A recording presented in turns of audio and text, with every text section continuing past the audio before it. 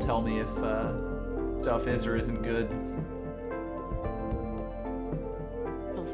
It reminds me, I need to actually get chat up.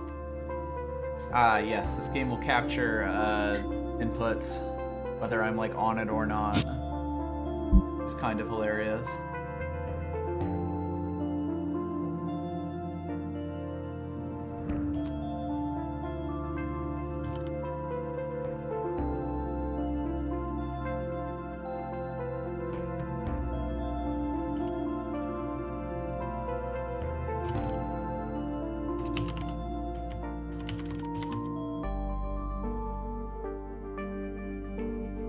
I have made a tweet. Awesome. Hopefully we should be live. I are recording on my phone.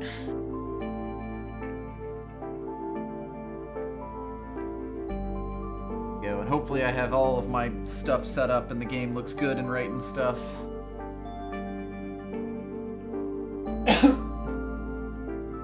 We are basically getting our backstory here in the game's attract mode.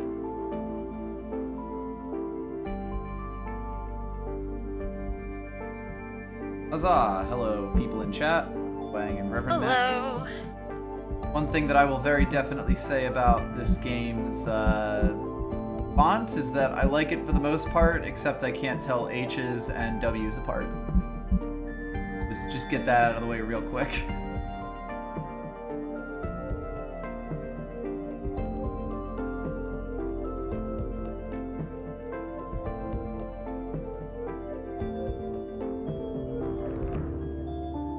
Then hopefully, like, the display and everything works fine. I just set up the OBS before this, which is why we started slightly late.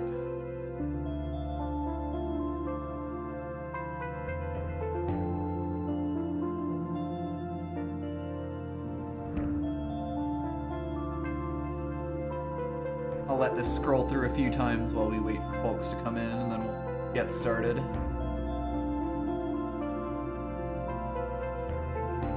Yes, hi Wang, I have beaten it. I have not done like 200%. Like once we get into the game proper, you'll see my current save file, and that's the farthest that I've gotten in it. But we will be playing this one from like new.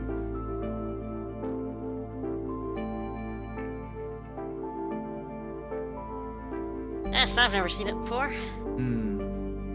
Looking forward to it. I enjoyed our Axiom Verge streams. That was the name I was thinking of, yes. Yeah, it's definitely a game that's like very easy to compare and contrast with Axiom Verge. They're both similar genres. They both have kind of different focuses, and they both do what they want like fairly well, I would say. And they also both came out in like 2015, like within a few months of each other, and they're also both like, you know, basically single-person projects, plus, you know, some other people worked on music and some other small things in both games. You also liked this more than Axiom Verge, right? I did, yes. I think you'll kind of see why I liked it more than Axiom Verge, just for the kinds of games I like playing. And I do think that where Axiom Verge has a lot of, like, I like it but kind of things, this game has far fewer of them. I'm a lot more willing to take it on terms of what it does, even once you get into the post-game where shit gets completely, like... There's parts of this game that you actually basically require a guide to get through, and I don't really mind that because it's all framed as, like, bonus content, basically. It's gonna be hard to explain before we actually get to it, but, basically, this game sort of has a fundamental shift after you get to the first, quote-unquote, ending of it. And it's kind of interesting to see the direction that it goes into, I would say. We're gonna have a lot of, stuff with it, you know, a lot of stuff to talk about with it as we go through it. Yep. Let a few more people show up, and then we'll jump into it. So, the basic story that we get here is that, You! In this game, you play an adorable little robot with a gun. And he's exploring, or I guess it's exploring, this environmental station, Alpha, which was supposed to be like a satellite that contained all sorts of different biomes, and very similar to Metroid Fusion, actually, as far as like research station that has a bunch of different biomes in it, where something went horribly wrong, basically. The thrust of this game is that you don't really know what the deal is, as this story is saying that it was abandoned several decades ago and no one really knows what happened to it. I think all adorable robots should have guns. No survivors. However, there have been signals. Not signals! Indeed. Yeah, Prey 2017, demastered. No glue gun in this, though. One thing I would say about this game is that the controls are a lot tighter than Axiom Verge and, like, a lot more focused. You're kind of going to see that we're going to get a billion movement abilities in sort of the same way as Axiom Verge, but that it tends to flow a little bit better. And that you're not going to be hearing any of the stuff all the time. No double tapping for you. Nope. You'll hear plenty of single tapping as I flail wildly against various bosses and stuff. But I think it's time for us to pop in. Roll out. Yeah, you're gonna see this shiny file up top that probably doesn't make too much sense to most people looking at it. That's a bunch of symbols. Yep. It's kind of nice because it doesn't really spoil anything. Because, like, what the fuck is any of that? It's very shiny, though. Very shiny. Indeed. So let's start off this. You can pick, actually, various modes. We're gonna go into normal. Yeah. See what happens. There's even a challenge mode, which is completely ridiculous.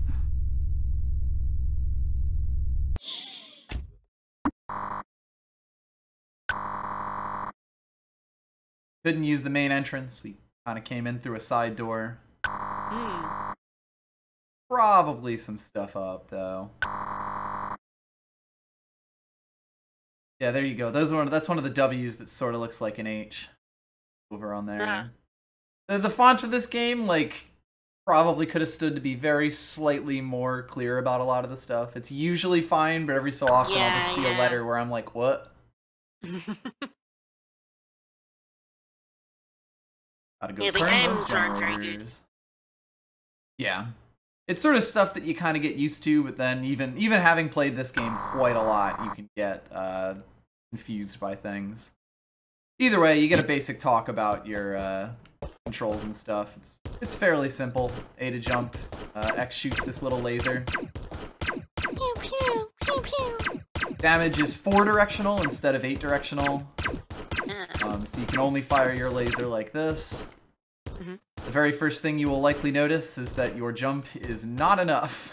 Aww. The game is very deliberately telling you about itself, basically. This is our map. One thing that I really like about this game is that the vast majority of this map is going to be filled in by the end of the game. There are almost no empty spaces in the middle of this map. Nice. Let's go explore this thing. One thing that might be a little tough for people at first, because this is a very, very low-res game, and on purpose, I think the art style works fairly well, is that it can be a little tough sometimes to tell how, like, you can interact with things. The nice thing about it, though, is that the game really keeps its verbs very simple. Sort of in the way that Axiom Verge had a ton of, like, you could do this, or you could do this, or you could do this. In this game, your options are to interact with things are generally to shoot them, or a button prompt will come up. Shoot. Yeah, you can pew-pew things.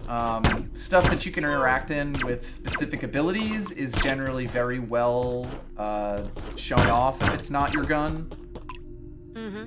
Which is nice, because it makes it so that you're not really worried about missing something like that. Yeah. Yeah, the game has very chunky sounds. The one thing that I do feel kind of bad about is that you can't actually hear it. Yeah. Because the music in this game is one of my favorite parts. There are some places where the music is just like, I don't know, it kind of overwhelms me.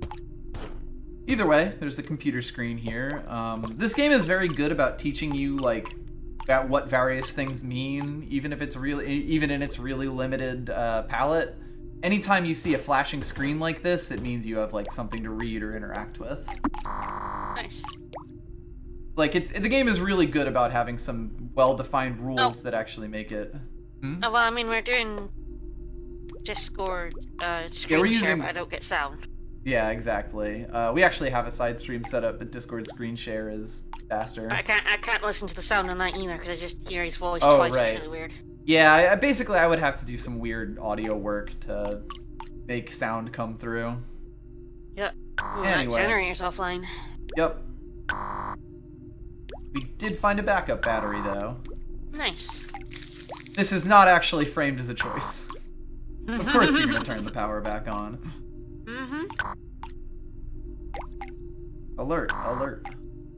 Uh-oh. And shit. You were immediately launched into the first boss fight. This is the Class C Guardian. Its attacks are to shoot things at you and to fall on you. No, I appreciate the health bar. Yes, it gives you a health bar immediately. It should also be noted the pink bar at the bottom is our health bar. We have 9 health. This game does not fuck around. One of the things that is kind of well known about ESA is that it is a very challenging game. You start with 10 hits total. There are things that do more than 1 damage per hit. You can get up to, I believe it's 30 health total in the game. So you're never going to be that far from being dead, basically. By the way, worth noting that there is in fact another door over there, but we can't get up to it. But worth keeping in mind. Now, that said, we might be waiting on that for a little bit. Because,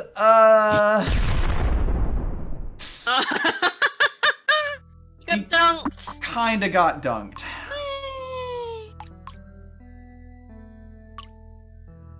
Yeah, no, the low HP values are very much to avoid a Metroid situation where, because the difference between your max health and your min health, like the maximum possible health and the minimum possible health in a Metroid game is like 99 versus maybe 1400,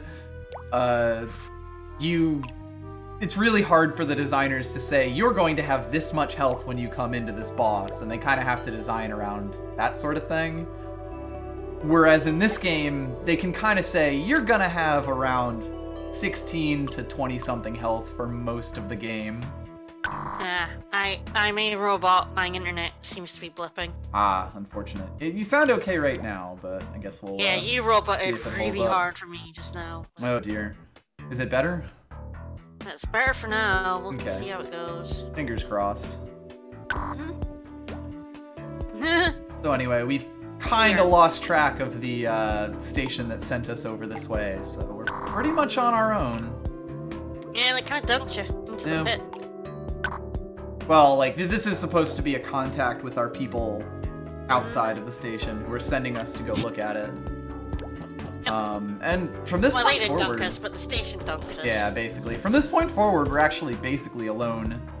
Kind of just us versus the station. So these red things here are save points. They also act as full heals. Quite nice to have. There are 2 directions that we could go in now. Is your 10 health? 10 or 9? 10. 10? Yep. Yeah, if I take damage, you see it'll go down to 9.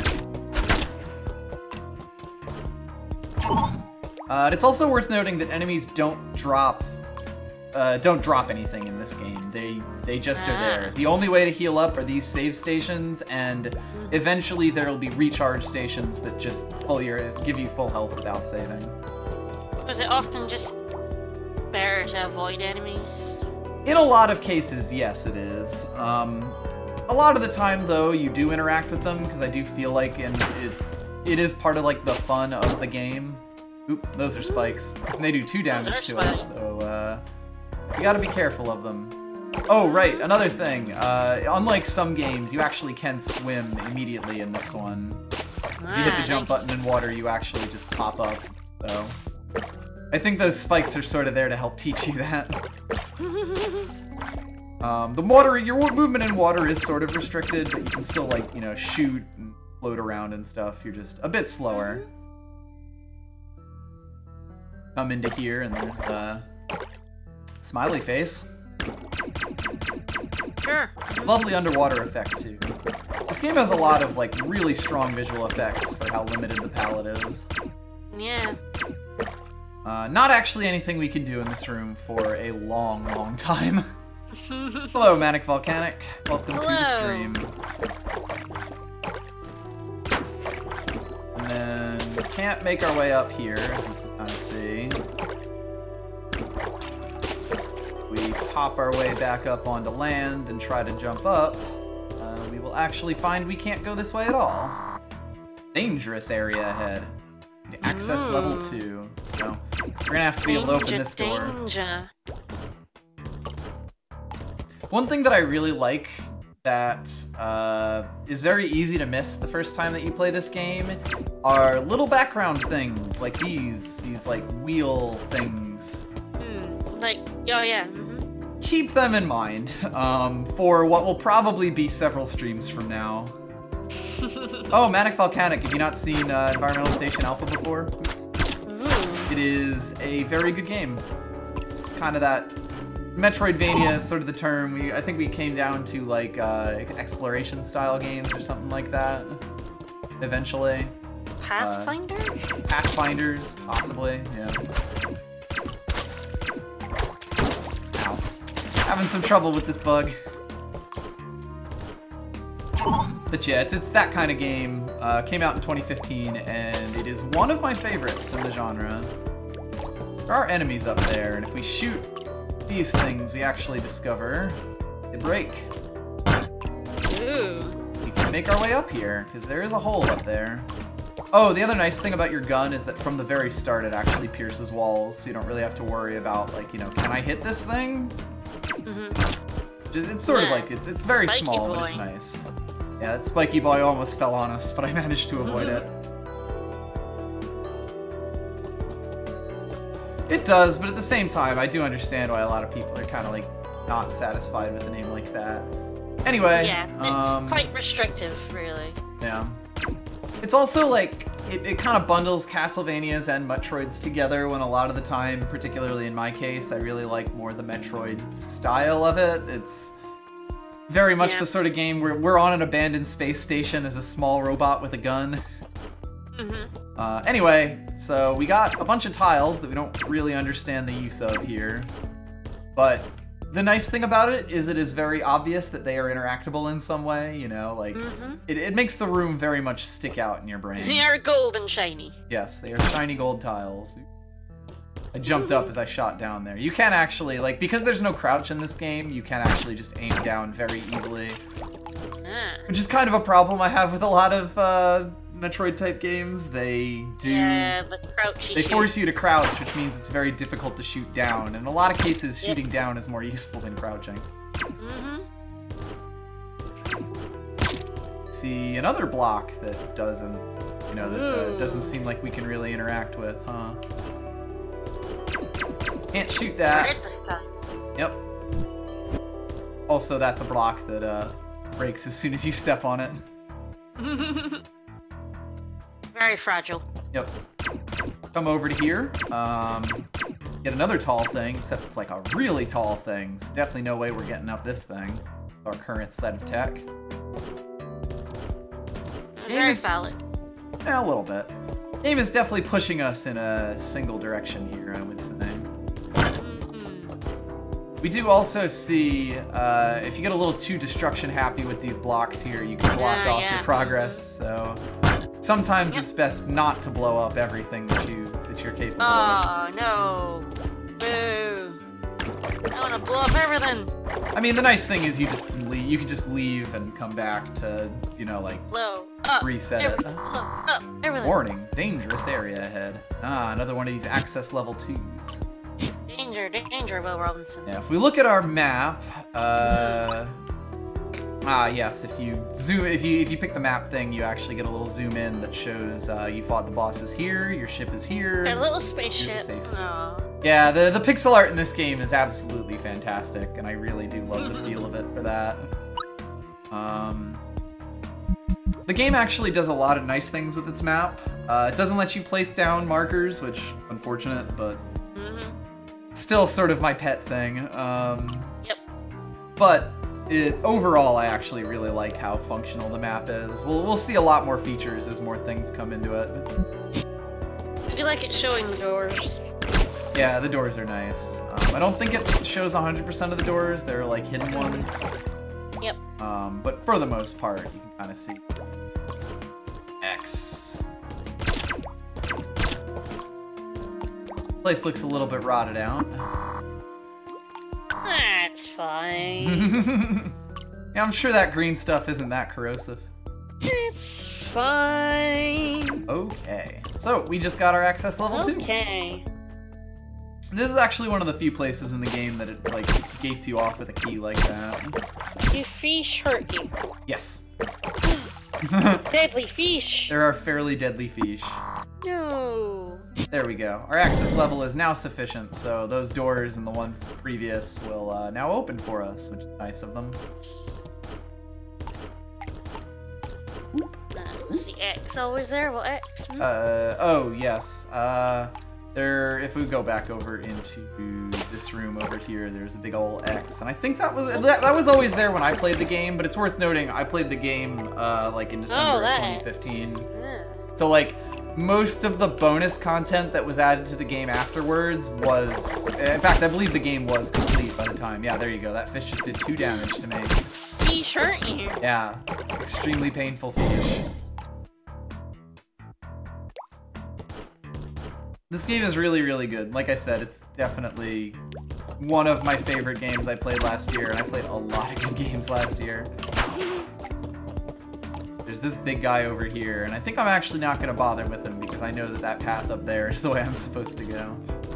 Yeah, he seems like a big, We can take him, but all we'd be met with is another wall.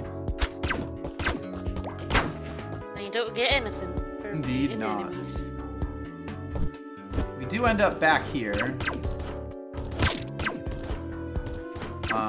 But the nice thing is that we actually did unlock the door that was blocking our way on the right side. So. Hurrah! The game very much unfolds itself for you in this sort of way. Which, of course, is sort of standard for Metroidvanias, but I do like how, like, it's close and tight the first loop is.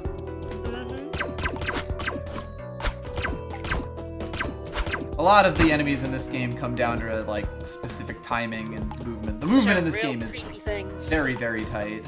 It's just like a pair of arms. They're very creepy. Yeah, it's a very Metroid-y type enemy. Big enemies with, like, jumps and legs are a very Metroid thing. There we go. We can now continue on our way. Hooray! They take 2 hits as well, so, like, you gotta do your little dance with them consistently. That does look like there's something a little suspicious over there, but we can actually reach it. Too high. It looks like we're over this. Your movement is very, very restricted at the start of this game. In a good way, though, because, like, it doesn't really feel like I'm missing things. You know, you got your jump, you got your shoot.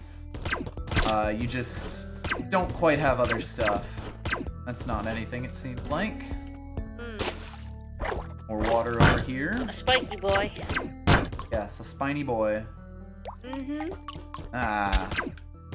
Green water over here. Green water will hurt you if you touch it. Do your best to not do such things. Just like purple water, you never want to go in water that's colored. Yep. Okay, I know that's a trap, so I'm just gonna go back and get my health back. It's a trap, oh no.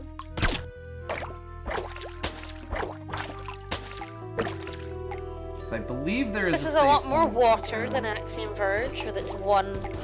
The one puddle of Axiom Verge. One puddle.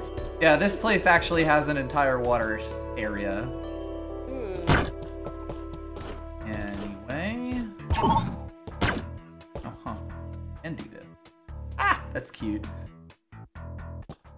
I'm just gonna pretend I didn't see that real quick. You'll understand. Oh, we're just ignoring that? Mm-hmm.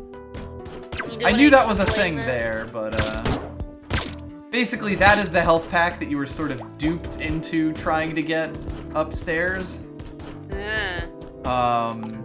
Because like if you look at the map screen real quick, you can see that this has a health upgrade on it, and this, which was the room that had the other one that looked like that, does not have it, and it also has a hole in the floor.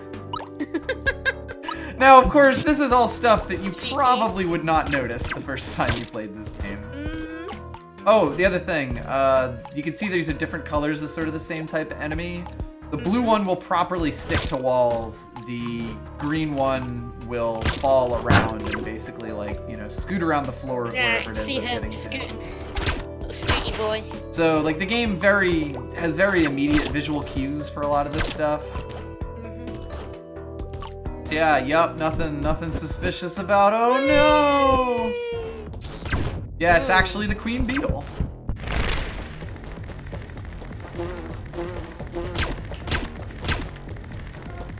This enemy actually has a very similar pattern to the one, basically to the whatchamaffucker, security drone.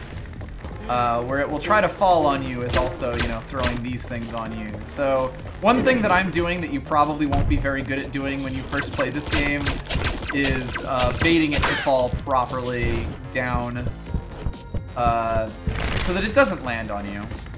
Yeah. Because I believe this thing will do 2 damage to you if it lands on you. It's making a noise when it's going to land. And then basically when it's shining like that, it's actually vulnerable. Shiny spot. This is a boss that will almost certainly kill you the first time that you play this game. There's sort of a lot of rules that'll become natural to you when you actually play the game. But the first time you see it, you will definitely not pick up. It's also slamming the ground there, so you have to be careful of spamming its face when it's vulnerable. Yep. The boss design in this is very tight, very, like, almost everything bosses do has a reason. Sort of force you to fight it in a certain way. Yeah, the Beetle Queen is very, very good. I like it a lot. So anyway, this is actually the health tank, and if you're clever, you could just blow up this wall over here and get over the save point. I believe that means that you can enter that boss battle from over here. I might be wrong. It might actually be blocked off before then and force you to fall into it. Because this way over here is actually the critical path.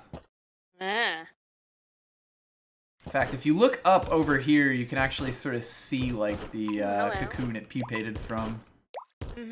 That said, if it's not obvious because I'm jumping over it, yeah, I figured. This floor will fall off. One thing, by the way, that I really like that this game does that a lot of these other Pathfinder-type games don't, is that when these blocks disappear, you actually do have a half second to jump on them. If you miss it, you miss it, but it lets you do a lot of things that you couldn't otherwise do. Oh, by the way, the health upgrade put our health up to 14. Yes, I saw that, yeah. The first one that you get gives you, the first few you get, I think, give you 4, and you will basically get diminishing returns as you go along, which is another thing that I really like, because it means that, again, it tightens that range of health that you can see in the game, you know, or that they can expect to see when you're fighting a boss. It's a nice little thing. But we found a jump booster. Hurrah. This game does not fuck around. It immediately gives you the double jump. Yay. Which is quite nice of them, I gotta say. So yeah, we now actually have a lot more mobility than we did before. Double jump works. Fire, yeah. Double jump works pretty much like you expect. You get one per landing, you know, once you land. Yeah, the after image effect on it is also quite nice, like you said. We are on fire. But yeah, our mobility is basically doubled at this point. Nice. We can get through a lot more, although that's only the beginning. Ooh. I have not played Headlander before. I don't think I've even heard of it. Neither have I. So if we look at the map here, we can see we're actually right below the save station. The game is I see what you mean by filling in incredibly every square, dense. Yeah. It gets to the point where the unfilled squares become very conspicuous, which is kind of nice in their own way. This is a big guy. He will try to stomp us. It's like a mini beetle. Yep. Mini version of the queen. I see there's a queen of beetles. There we go. It's one of her minions. Yes, one of her minions. The thing is, we can't kill that right now because it's basically never around. Fighters. Yeah, you see that little like pink thing straight above me here? Oh, creepy motherfuckers! That's spiders. They have a lot of health too. There's also these eyes over here, watching us. Fun thing about this, I believe those are never explained. I really like that. These things here will be explained, but not yet. We can't do anything with them. We also couldn't get up there. We were blocked off. Two directions we could go here. One is over here, but yep, this'll stop us fairly quickly because there's another one of these blocks. Need the blue key. Yep, need the blue key. Ah, Metroidvania by Double Fine. Interesting. That's interesting. So now there is basically one exit to this room that's for realsies. I'm not sure if we can kill these worm enemies either, so... This game is actually, like... It has a decent amount of those enemies that you really can't kill the first time you see them. Yeah. Which I think actually does a lot for the replay, for like, you know, making the areas interesting to traverse again. Basically the station will meaningfully change quite a lot as we play through the game. Which does a lot for it, because we will be wandering around this place a lot. Anyway, we did actually make it back to the save point we were at. Let's just pop in here. Saving is super quick, which is nice because it means that you really never have to, like, you know, it never really feels bad going over to a save point to top your health off. You don't have to, like, go into a menu or watch a scene. Yeah, it is literally one button press. No, do you want to save? Like, yes, I want to save, trust me. Anyway, we did not go this way the first time, and I believe we could also potentially go up, although we may get cut off. I think that way is progress, so let's check out this one real quick. These enemies are also generally called Geemers, because that's what they're called in Metroid. It's like, yep, we are already cut off here. Yep, still don't have a jump. Yep. The game is very good about sort of ladling out its mobility like that. It knows exactly how high you can jump at any given point. Axiom Verge did the same. Yeah. It's kind of a big thing about Metroid games like that. Oops. Okay, so yeah, this is the poison water. That is quite poisony. Jeez. Yeah, it is extremely poisony, and now we're all drippy. Yeah, so do be careful about hitting the poison water. Although, if you do look down there, you may notice that there is kind of a hole. Yeah. I am actually gonna go refill my health real quick. The thing about that hole is that if you have enough health, you actually can and are kind of sort of encouraged to go down there. Yeah. It's completely optional. It's one room big. And if it kills you, there's a save point real close. So it's sort of like no harm, no foul. Damn it. Yeah, this is sort of what I mean with the save points being kind of nice. It's so close that it's like, yeah, and you know, like 1 health is actually so meaningful in this game that like, yeah, it does feel like, yeah, sure, I'll just go over there and top off real quick.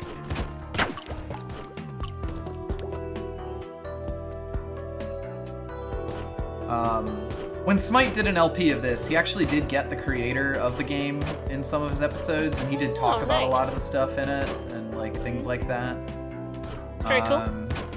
One thing that he did say, which was about you saying ignoring enemies and stuff, is that he did feel that sometimes there was like not enough incentive to actually fight with enemies, which would leave players not fighting them. So, yeah, you can kind of tell that there is a cliff down there that you could totally jump into. We'll be going back to that at some point. Oh, there we go. Not actually cut off here.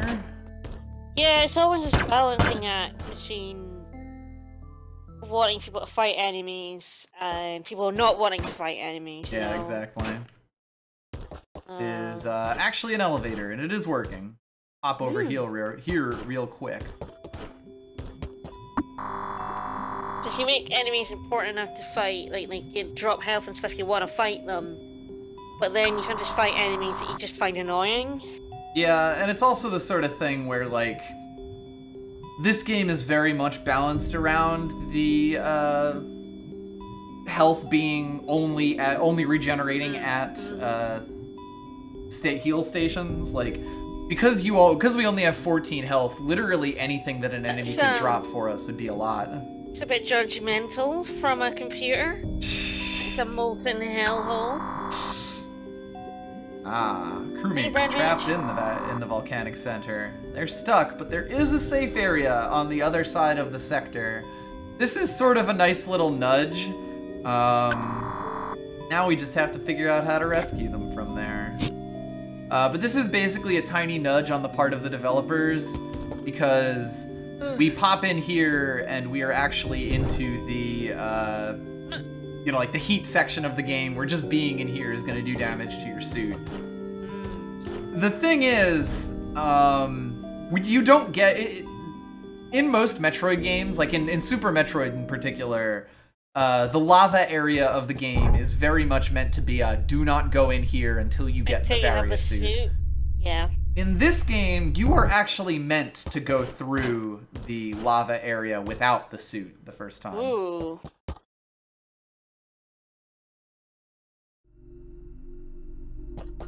We also actually end up in a completely different area as well. The game teases a bunch of the areas that we are not going to see for quite a while. Here's probably the best explanation of, or, you know, example of W's and H's. When constructing started on the station. This is also like there's a lot of like real little drip feed story in this game. So like, for example, this was apparently a natural satellite that they decided to build this station onto. And there were these strange temple ruins here. Uh-oh. You never build a station on strange temple ruins. You absolutely never build a station on strange temple ruins. Just, they know nothing. They know nothing. They have all this space-age technology and they don't know what to build on strange ruins, you know? So, there's a collapsed door here, and we can get through it, but we are actually immediately dog-blocked by these blue blocks again. So, not quite getting into this area just yet. It's not even basic archaeology, it's just basic common sense. You find ruins, you go, oh, fuck. These are gonna be haunted, or full of giant space bugs. Yep. or just plain nasty. Don't build alone. Don't fuck with it. One thing that we can actually sort of notice now is that the world map is getting a few extra colors on it. And we're getting these lovely little hints of areas to come. Well, there's like a green one over to the left as well. Yes, that was the thing that had the big dick thing in it. This thing you called extremely phallic. And that's basically a way into another area. So I like the way that the game will show you like the one-tile entrance to these new areas even when you can't access it, because it sort of just plants a little seed in your brain. Yeah, it's nice. Like, because one thing I will say is, even though I don't like that you can't mark things on this game, the design of the game is very good about hinting to you things that are available. So we get just barely, we can just barely see the temple here. It seems to here. place icons down for you, really. Yes, and it should be mentioned that, yeah, this little blue icon that you could see there, that is a teleporter. There was a little thing that we couldn't use there that I sort of just completely ignored. That's a teleporter. We also got this thing marked on the map. A diskette, which are these, they're basically, I think, anything that's like marked as light blue on the, or that orange color on the map is a collectible. Nice. So we see we got the jump booster, this health upgrade. Very useful thing there too, since I'm kind of just taking my time here. When you collect a health upgrade, it grays out. Nice. So you will always know which ones you do and don't have, basically. But yeah, these diskette things, there's not much to say about them right now, but we will absolutely be collecting all of them.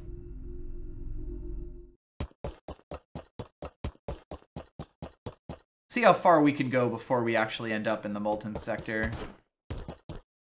I guess one thing I should mention is that the game shows off a ton of these areas to you, like in real brief, rapid succession. But then you really have to go to the Molten section next. Ah, yes. You can skip Dex as well. Just what that thing's there for. Which is nice of them. Anyway, whoop. Right. I forgot that's on. The giant squashy pad. These things might seem bad, especially because they do 3 damage to you, but they're actually very easy to activate, because if you just get within one of the squares of them, it will drop down on you. So, very easy to bait into going down. They do keep you on your toes, though. Yeah. We find another elevator, which actually has multiple levels to it. Ooh. Hop in over here. End up in what is technically a different area, but which is actually all on the map marked off as this black area. Like basically that elevator room and stuff like that. We see a thing up there that looks a lot like the security bot that attacked us. Yeah, it looks like a bot. Used to be the way to the AI's mainframe. But yeah, for security reasons, been blocked off.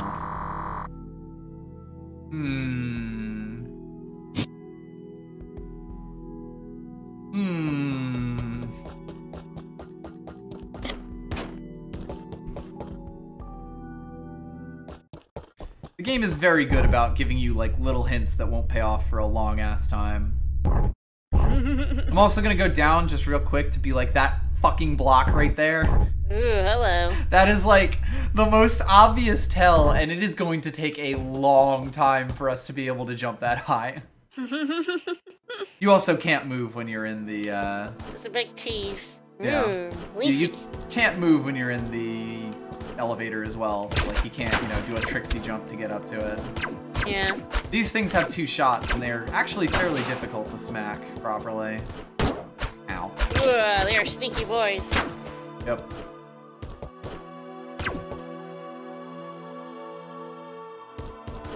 Oh god, this is maybe my favorite track in the whole game. It's in this, like, leafy biome. I don't know, it's a very, like, understated track that makes me feel very, it's hard to explain. Anyway, we, end up in here, but there is absolutely nothing that we can do from here. Absolutely nothing. But, of course, it is worth noting off, and it does get marked on our map because we were in that square. That is the triple shot. It is one of the strongest upgrades in the game, and probably one that I might pick it up, because the nice thing about this game that actually I can show off now is that if you go into the status menu, you can actually turn upgrades on and off. So like this upgrade here is our jump booster, and as you go along, these are all our upgrade slots. So like, if you go, you can actually just turn off your jump booster. I can't double jump anymore. Alright. This is very rarely, like, something you actually have to do, at least until the post-game.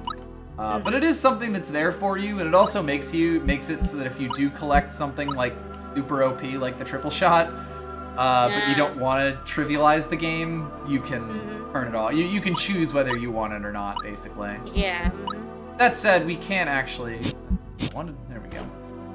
That said, we can't actually do anything with it yet. We can't actually get it yet. I see. Just a nice little thing to mention. Making our way up here. I know we're gonna get dog blocked again at some point. Whoop! That's a big spiky boy. Oh dear. Ah, that's just a frog. Do not shoot the frog. Love the frog. Good frog. There are a lot of non-hostile entities in this game that sort of just float around in corners and that you can't shoot to kill, which is nice. If you can shoot something, it's usually because it's dangerous to you.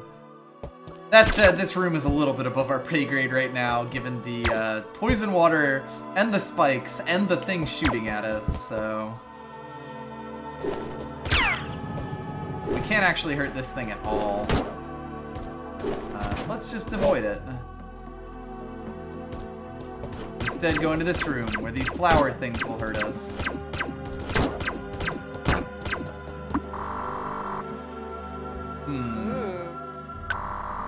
Oh dear. Violent earthquakes have made it completely inaccessible. Oh no. Need a hook shot to access hook shot. There we go. Okay, so this is what pushes you into the volcanic sector. Yeah. That's what I thought. This is us getting blocked off entirely in this area, and it's saying, like, well, you're gonna have to brave the lava. Might be a safe area on the other side of it. Maybe someone will be able to get there. Wink, wink. Nudge, nudge. Nudge, nudge. And then one thing about reading these is that sometimes, particularly if they're, you know, story reasons, it will actually tell you exactly where the hookshot is. Which means that we now finally have more of a goal than sort of just figure out what the fuck even. Seems like it's pretty close, doesn't it? How hard could this be? I say, knowing the answer to that question. Fine. Yep. Oh, by the way, we are directly above the triple shot now. Ooh. But that's also a tease. Yeah, there we go. The triple shot right here. Can't get it from this direction. I happen to know that you cannot, like, you know, shoot anything out or do anything clever here to get into that pit that's over there.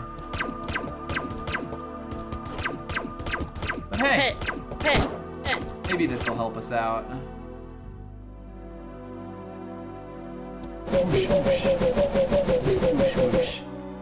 These are things that we will be seeing a lot of in this game. They are basically one-way paths that, like, push you back whatever direction they face. Luckily, if we go through here, there's a folly pad over here. I think this is just to sort of introduce you to the mechanic. We also see that there's an area directly up here. It's real nice. Oh god, yes, it's very beautiful. And again, like when you're sort of just wandering around here in this overgrown nature preserve, like the music adds so much to this area. I would definitely recommend like listening to the music at some point. Once you get the ability.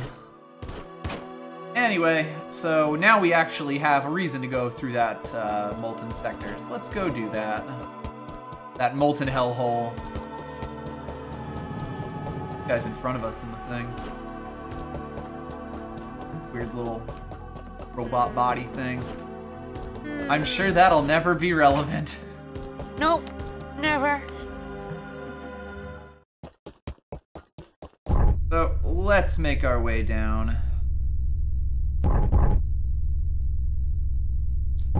Luckily, there is actually a save point.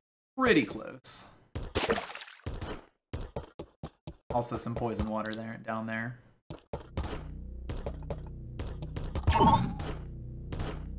I'm not entirely sure if you ever actually get anything to resist poison water.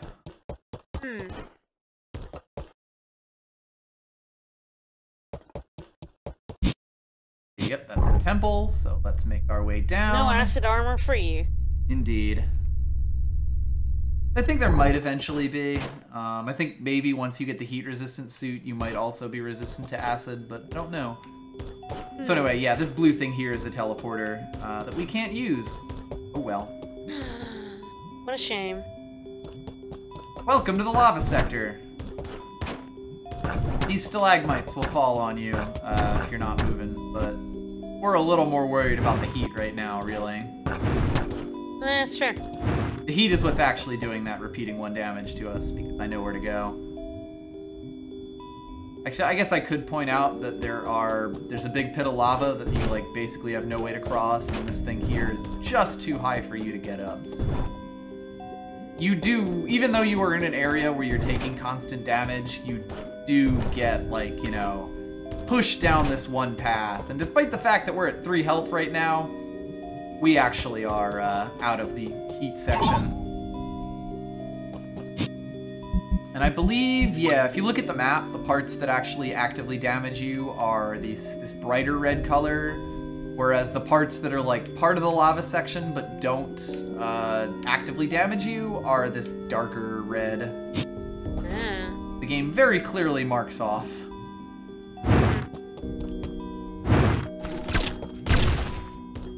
Hop down over this way. We come up to these fly things that, unlike the last ones we've seen, actually take 2 shots. We get another thing that we can't quite get up.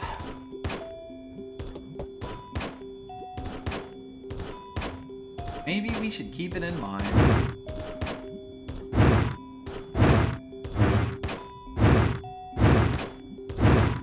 Some very dodgy puzzles. Conveyor belts, your favorite. Ooh, I love conveyor belts. Conveyor belts with giant piles of trash. The trash will do a bunch of damage to you, so do be careful. Yeah. That is trash for you.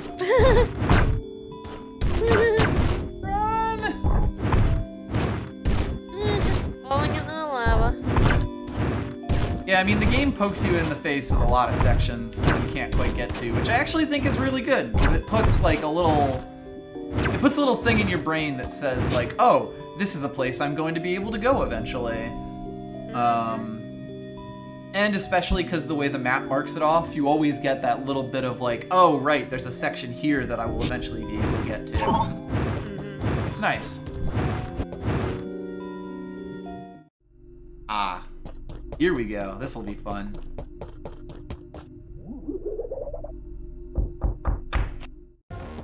The scrapping unit. Ooh, hello. This is definitely one of the tougher bosses for newer people.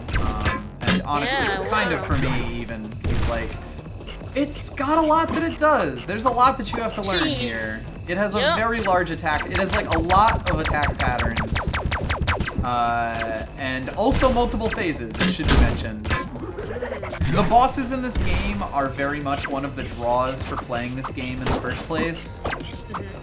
They are very, very intricate, and almost all of them are like multi-phase nightmares that you really have to learn and understand. Oh yeah, those things will explode on you if you don't manage to shoot them. Oh dear. I like that flame. Cool. Yeah. So you really do have to learn, like, a lot. But the nice thing about it is that there is literally a save point right outside of us here, you know? So, like, even if you die, it's not like you're really losing much. Don't you get the feeling you might? Which, yeah, very well may happen. I'm probably not being aggressive enough, honestly. Oh, also, by the way, one thing that it's also useful to learn is what can and can't hurt you in a fight like this. I believe the scrapper unit's head actually does not do damage to you. Just all of the projectiles that it fires. Yes, the reloads are also very quick. The game understands that you are going to be dying to it a lot.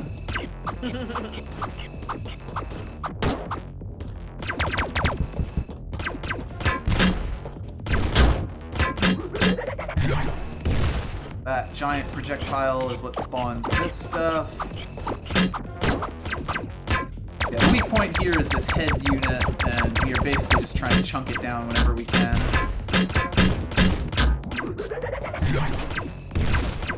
The nice thing about getting a double jump so early is that you have a lot of movement to be able to deal with these sorts of things.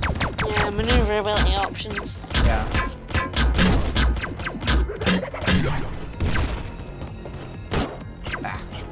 That explosion is quite a lot of damage.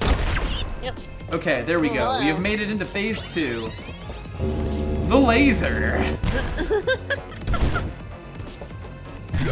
And you can't actually hurt it except by shooting these things here. Oh dear. The laser does a lot of damage. Yeah, no kidding.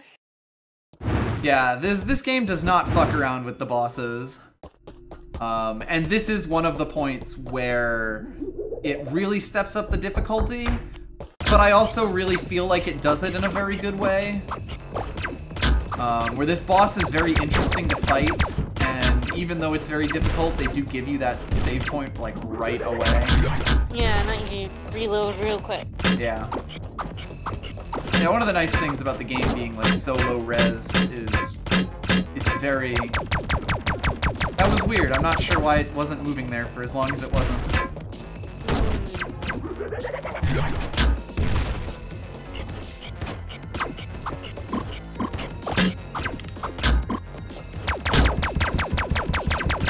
Yeah, like a lot of the fights become an intricate dance of sort of understanding a pattern and being able to execute on it.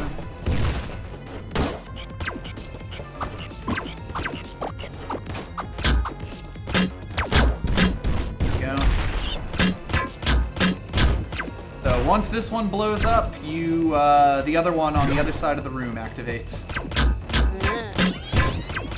Oh, shit! And that's this fight.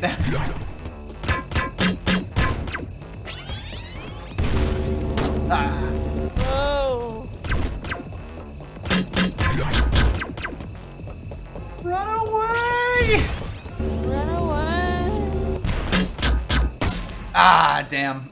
I could have, I think, that was either 1 or 2 more hits away from getting that. Yep. Really the big thing is I'm gonna have to try to take a little less damage in the first phase. Mm-hmm. Yeah, I mean, boss fights in this game are tough, but very satisfying.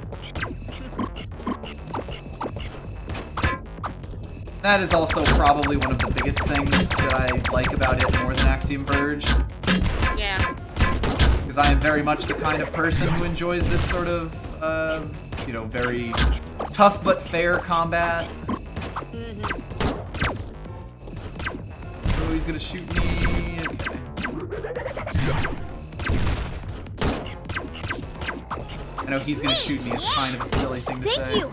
Red Mage. Wow, I can't believe Summer's had another descendant who explores abandoned space stations. Indeed.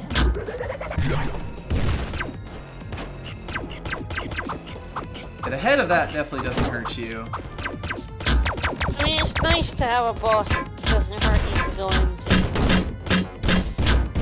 I kind of hate bosses that hurt you when you, like, they run into you. Yeah. Yeah, like this one has very well-defined danger areas, basically.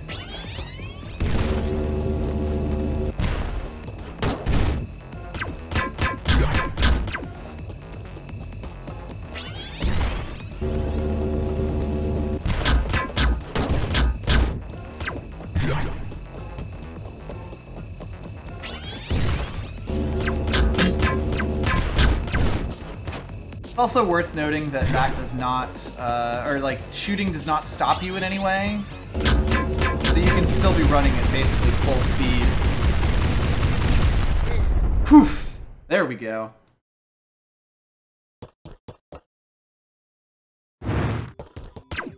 Next. Can't go back to that save point though. Oh. You do in fact have to continue onward. Oh dear. But the nice thing is actually, if we look at the map again, we are right next to that hookshot.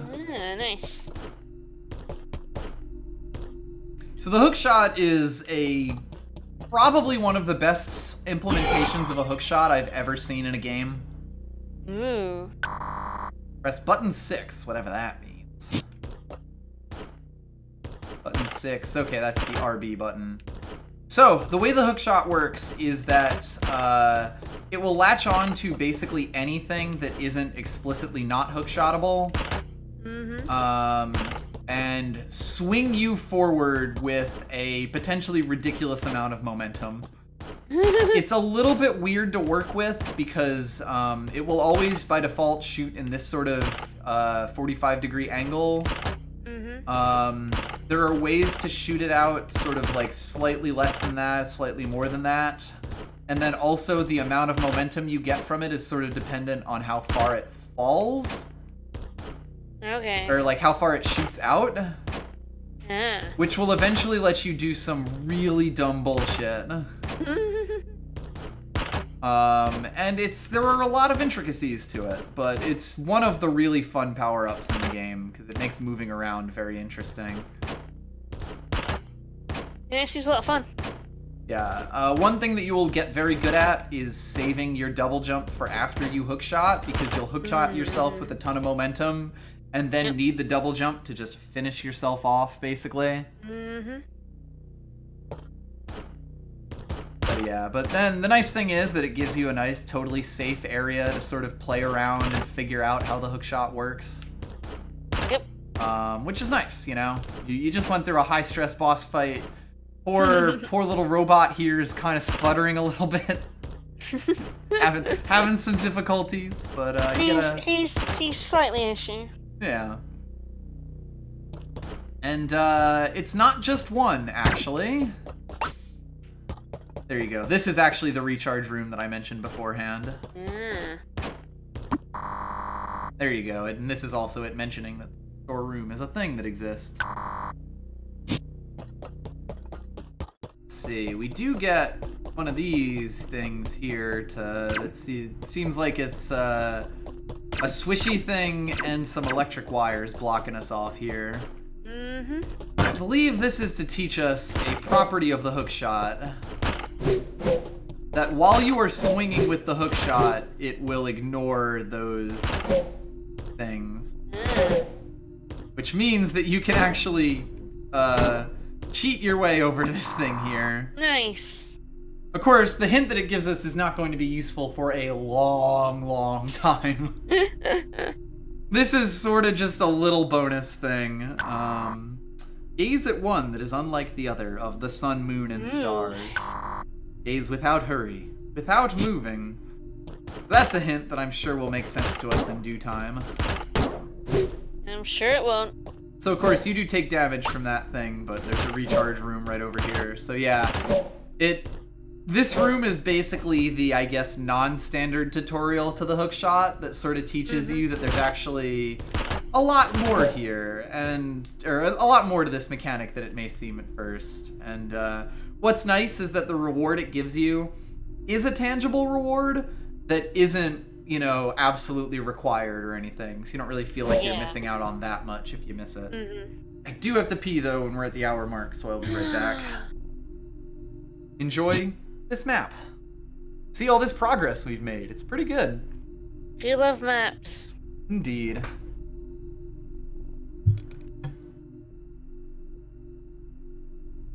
I also like naps, so don't mind me, I'm just gonna nap. Talk amongst yourselves.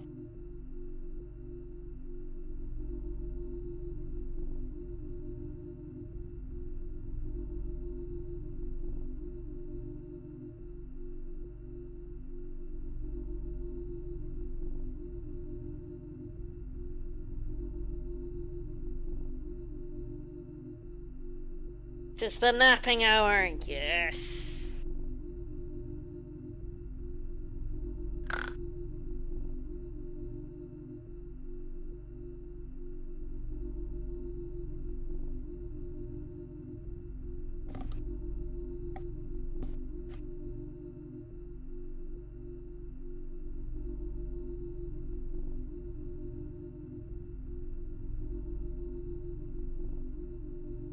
For being so basic, it is a very nice looking map. We are here. Yes, I love the map.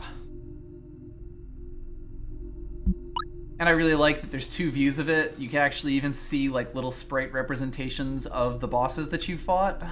Yeah, nice. You know, it marks off this was Queen Beetle, this was Class C Guardian, all that sort of stuff. I really like the map in this game. Anyway, so you can probably tell that we are meant to do our puzzle over here. And you're bullshit. Oh, it's bullshit, trust me. Woohoo! Yeah, so this is sort of the first room is sort of this is the hook shot. This is sort of, you know, a simple thing to get you acquainted with it. The second room that it presents you with is good luck. Or really okay, you could do that, but have you actually figured out how the hook shot works yet kind of room?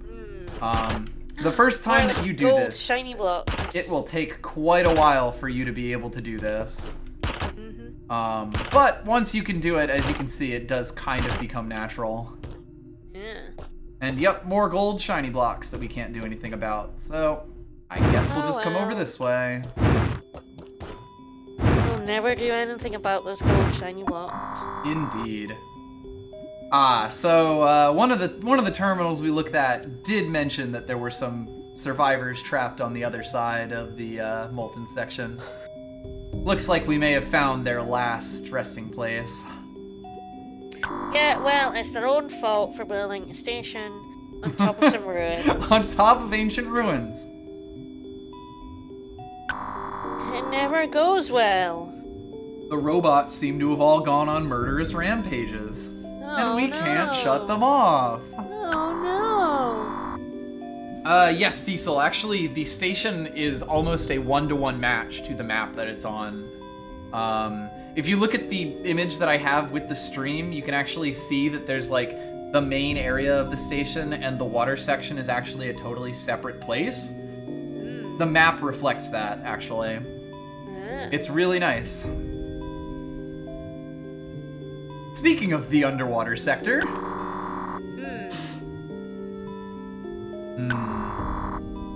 Well, the data they uncover may help someone. There we go. So, these folks are dead, but they did at least grant us the location of... potentially, or at least the location that those other researchers were attempting to get to. We're gonna find their corpses. Yeah, there we go. Possible surviving researchers? Question mark? We're gonna find their half-eaten corpses. Indeed. And then we actually immediately get dropped back to the save point right before the boss. Yay! So this is actually a nice little self-contained loop here. There's one other door, which is what was behind those yellow keys over here, but this section is actually relatively small. Yes. We do see that there are cutoffs. Grumpy Grimwald, thank you for the follow. We see there's an entrance here that leads to a hot sector, because you can actually see with that slightly redder door there. And there's this area down here, is actually where we can get to now. It should be mentioned, we might, with the hookshot, be able to get here, but it would be very difficult. You'll see why.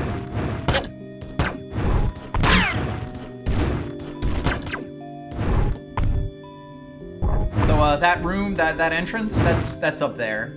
Ah, I see. Yeah, I totally could get up there with the hookshot. It would take some doing, but I could do it. I'm not going to, though, because there's nothing to do over there, at least not right now. Nothing doing. And it could potentially kill me anyway. So.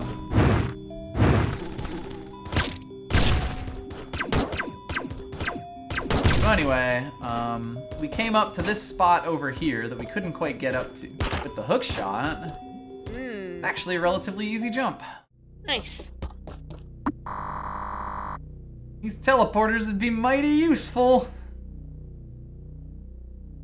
Ah, glad you're enjoying this game, Grumpy Grimwald. I love this game so much, and a few months back we played Axiom Verge, and I sort of just spent the entire time talking about these Metroidvania / Pathfinder / whatever type games and how much I enjoy them. So we kind of decided to turn that into an on and off thing with playing these various games. Oh, we were at Grab Bag Thursdays. Yep.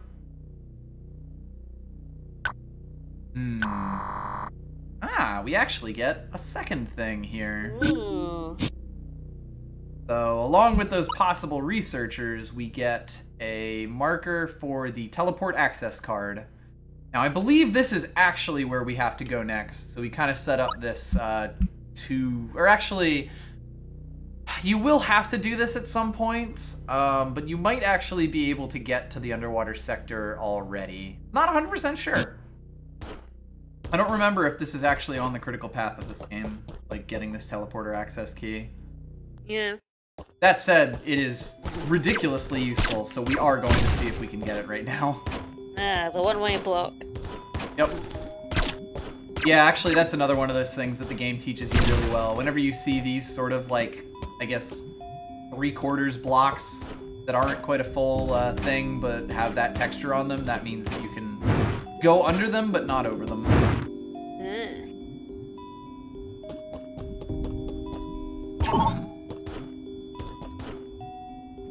I'd say this is a very good game for streams, for a bunch of reasons, basically. Okay. Oh, here we go. With the hookshot, we can actually do a lot of things. Can't go down here yet, but we can make our way across this.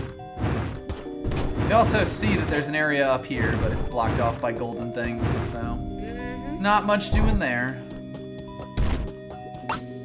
And we're actually out of another hot section. And the game is nice enough to give us a refresh room. And this is actually a really good place to see why there are, like, refresh stations that don't save for you, because it doesn't really make sense to put a save point here, just because there's one right over here, and this is actually sort of more of a go-through area. But it does make sense that you'd want the player to heal up on the heat damage that they were forced to take going through this way. Yeah. And, like, the game is just really considerate in the way that it's designed. I like heal things as a general rule. So, here we go. We are going to finally learn what one of these strange blocks we've been seeing around is. It's the, fuck your hookshot block. Like I said, the game basically has to explicitly tell you you can't hook onto something for it not to be hookable. And our hookshot will not gain any purchase on these. It's too pink. Yep, much too pink. Oops. Yeah, if you fuck that up, you actually get dunked in lava. But we once again get a reason for there to be a refresh station in here. So if you fuck up your hookshotting here, which, let's be honest, you probably will when you're first playing this game, it doesn't really cost you anything in terms of life.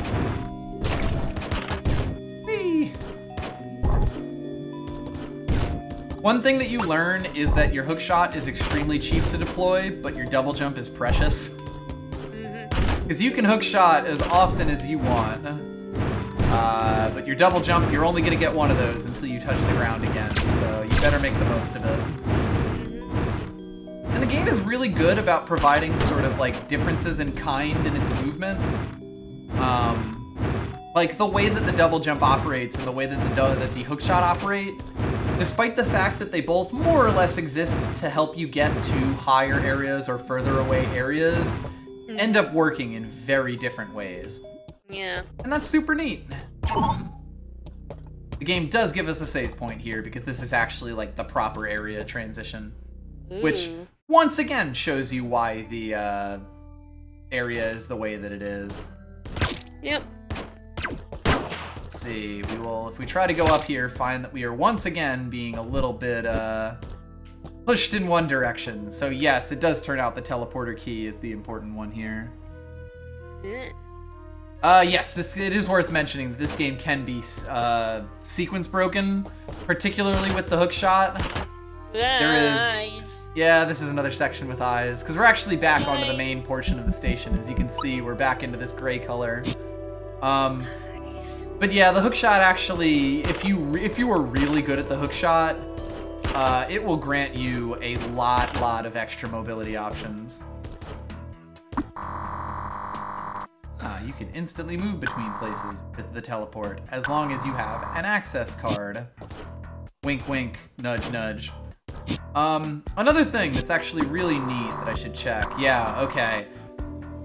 This is the, it is actually very easy to miss this room over here when you're first going through with this teleporter that sort of tells you that your next goal is actually the teleport station. Yeah. It is much harder to miss this room. So even if you end up missing this one, I believe this room can still mark the teleporter key on your map. Yeah. Which is neat. Yeah, Metroid Fusion is actually a lot more locked down than most other ones. Much harder to sequence break properly. You can see why this would be a fun speedrun. Yes, especially once you get to this point here. The funny part is, this is nowhere near the most broken thing in the game in terms of movement options. There is one specific thing that completely changes the way that this game moves, and it doesn't show up until actual post-game. Oh, buddy, thank you for the resub. Thank you.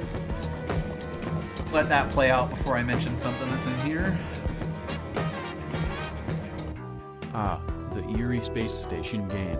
I love Alien Isolation. Yeah, you might as well just put up, I love Alien Isolation, I love Metroid Fusion, I love just everything. An important thing that you might not actually know at this point is that along with there being one-way up tiles, there are also one-way down tiles, and that is one of them. It is actually the version that we saw before is a lot less of a one-way tile than it looks at first. These tiles are actual proper one-way tiles, where it's like got a dark liney section up top and then the hard edge there. You might think you could hookshot your way into this with some fancy bullshit. You can't. This pretty much is just cut off until you get the whatever is gonna let us interact with those golden blocks. I mean, this game is inspired by Fusion, but it's really inspired by Metroid in general, you know? Super Metroid-y type stuff. Here we go. The only way to proceed here is with a fancy hookshot jump, so let's get going on that. An important property of the hookshot to really understand is that the way to really go flying with it is to let yourself fall down as the hookshot is being fired outward, because that actually greatly increases the length of the chain, gives you a ton of torque, sort of like you could see there. Again, you'll really be able to tell in the future. Ah, the music has changed here to another track I really like. Ooh. You end up in the fungus dimension. One thing that you really want to go. Yeah, pretty much. One thing that I really like about this is, like, if you compare this to the grassy section we were in before, it's sort of immediately obvious that, like, while the grass section was more of like a grassy biome kind of thing, this place was maybe not meant to have all of this growth on it. Yeah. I feel like all the distinct areas, though. Yes. Oh god, every area in this game is extremely distinct. Now, I think even with my powerful hookshotting skills... Oh, actually, no. I believe I can get up here using some bullshit. And something that you may not learn about the hookshot for quite a while when you first... Like, may not be apparent. Is that if you have access to a ceiling, you can actually, like, trivially hookshot across the entire ceiling. Nice. So... It looks quite a bit easier than Axiom Verge. Yes. Oh god, yes. Because I mean, the thing about the hookshot in Axiom Verge is that, and the thing that like might not seem super apparent, is that you are super limited by the fact that the hookshot actually keeps you stuck up on the ceiling spot that you go to, and you actually have to press a button to detach it. Yeah. In this game, the hookshot will automatically detach once your swing is done. Okay, you know how I was saying about the momentum of it? That was what I meant. Yep. Like, if you can get it so that it attaches to the ceiling while you're still falling down, you will launch yourself. Yeah, I can. So, like, the fact that it automatically detaches actually becomes a strength in this game, because it is fairly intuitive once you know you can do it to swing across ceilings with a thing that automatically detaches. Whereas in Axiom Verge, you can kind of have a lot of trouble with it. Yeah. Or red blocks, can't do anything with those. Also seems to be a path up here, but we can't really get up to it. And now a path over here that we can't get to. So you totally can get up here, but you're not really quote-unquote meant to. And the game will quickly block you off. But I really like that you can do that. Another one of these things, by the way. Saw one of those in the nature sector, and I think we might have actually seen another one at some other point. Once again, kind of worth mentioning. Also, while it may seem like you've fallen down that place and there's not much you can do, you actually can just pop right back up, so... Not quite as one-way as it may initially look. Oh yeah, the one-way panels have really good whoosh sound effects to them. Oh, you know I love a good whoosh. This game has really good... Oh shit, Foley. Oh, fuck. I'm actually gonna go this way, because I know this is the way you're supposed to go.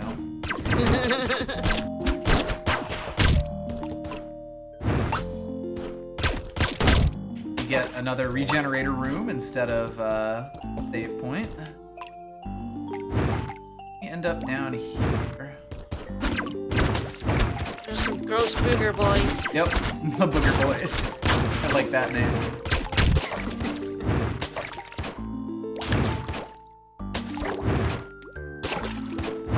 There we go. You can just barely get up there if you double jump at the right time.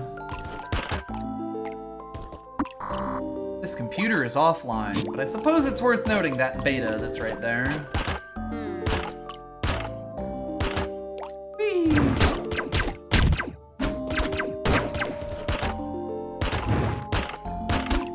Fuck you, goodbye! Fuck you! Fuck you! Ah, this is a neat little thing. We've maybe seen these little things before, but they are basically one-time switches where if you shoot them, they will activate something. But it'll only happen once. Now, you'll notice we are blocked off by walls here, and that if you could actually get through there, you could go, like, up and then down through this. However, if you hit the switch, it turns into a one-way the other way. That's like just a cute little thing that we will eventually be traversing that room up and down as well. There's a lot of neat little things. Yeah, all the Foley in this game is very, very good. Anyway, we did get a save room that is basically at the center of this black area that we're in right here. Like the big S that goes save here. Yep. Yes, that is another thing that I think I had mentioned, that in Axiom Verge, I don't like that they don't always mark off their save points very well. In this game, you always know that, like, oh, yep, this is a save point. It also mentioned that this is the room with the big amoeba that chases us. Oh, not actually. This leads to the room with the big amoeba that chases us. So I'm not going to go to that, because that's actually more of those one-ways. You'll also notice there's another one of those switches up here, but we cannot possibly hit it because we can't aim diagonally. Nope. Yet. Indeed. Come down this way, and nope, blocked again.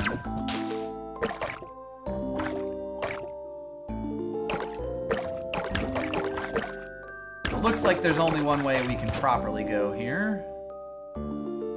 Conveniently for us, though, it is actually the way we want to go. Over to this teleporter key or whatever. Damn.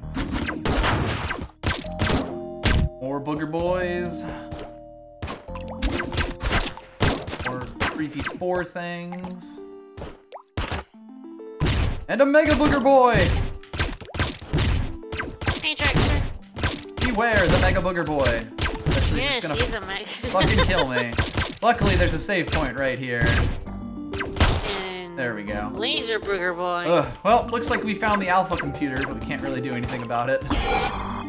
But hey, we got the teleport key. Access. Drexler, the last boss we beat was the trash bot. The incinerator drone, scrapping drone. Yes. I know yes, words. Boy. The Scrappy Boy. So we just got the hook shot, and we are coming back, and I literally just grabbed the teleporter key. Yeah, I don't know if I mentioned it on stream, but I probably have at some point. But I appreciate games that have a quick travel system. Yep. This game, very nice about giving you the quick travel system. And it's a very tight, controlled quick travel system because you can only go between these teleporters. Yeah. And you can teleport to any teleporter that you have been on the same square as. You do not have to have actually used a teleporter to use it. No, it's good. I like quick travel that goes between places you've been to. Yep. Well, it's worth mentioning it's a really good compromise between, because like you want to see the game, like, and the environment and everything, but you've already been somewhere and explored it. Right. It just gives you a set of... You want to go somewhere quickly, you know? Yeah. It gives you a set of concrete destinations, basically, that you can, like, you know, start any adventure from, if that makes sense. I like the Breath of the Wild shrines. Shrines are absolutely fantastic for it. Also, actually, and I there's can't get loads up of through places here. you can go to get to where you want to go if you just have something you need to do somewhere. Yep. After you've explored the shit out of everywhere already. Yep. Yeah, the teleport system in this game is absolutely fantastic, because you will really get to know the teleport rooms. But yeah, Drexer, now that we have the teleport key, our next main quote-unquote goal is going to be the underwater section. And I was correct, you can actually just skip this teleporter section entirely. Anyway, so I didn't come up this way the first time because I knew this was a one-way trip. We also can't go over here. There's also this thing that we've seen a few of them around, but still doesn't do anything. Yeah, teleport. Teleport. This one's called Get an And. Get an And in the teleport. These aren't actually nearly as scary as they look. It's just that one came flying at you. It was literally this one, in fact. Yeah, this one.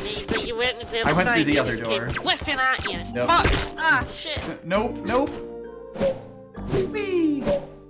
Can't quite get down here. I think I might be able to swing my way into there, although we'd be stuck anyway, so... The game's kind of good about leveling these sort of multi-leveled things for stuff it actually doesn't want you to go through. While still leaving a few things that it's like, oh yeah, you could totally get through here if you were aware that you can use the hookshot to bypass these. The game is really tightly designed in that way. So anyway, the teleporter key is optional, but now that we have it, we can teleport. Yay. Oh, the other nice thing about the game, that we will see in just a moment once I get up to the teleporter that is just a few levels up from me, is that now that we have the teleport key, every teleporter is also effectively a save room. Ah.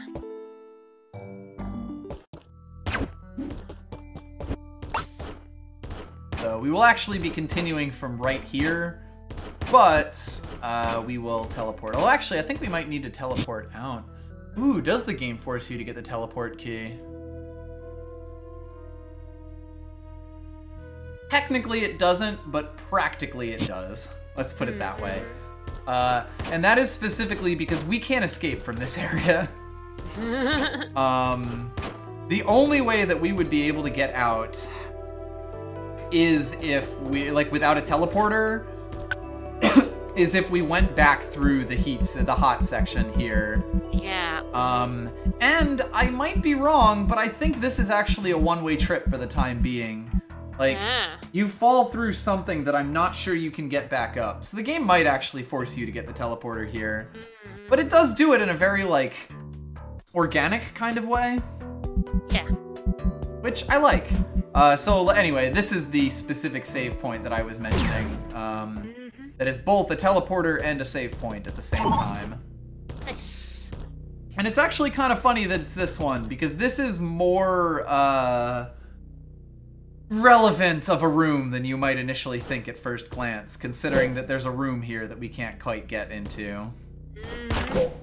And it is worth noting that this area of the station is this dark black one that connects to the Class C Guardian as well.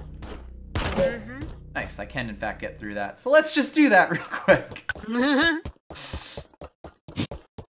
Uh-oh. Error. Error? Unable to access. Authorize access to the AI mainframe. Oh, no. Hmm. Ooh. Head to the reception area for help. Please go to the reception. So yeah, you actually can get into this, which is a Mondo late game area, ridiculously early. If you know what you're doing.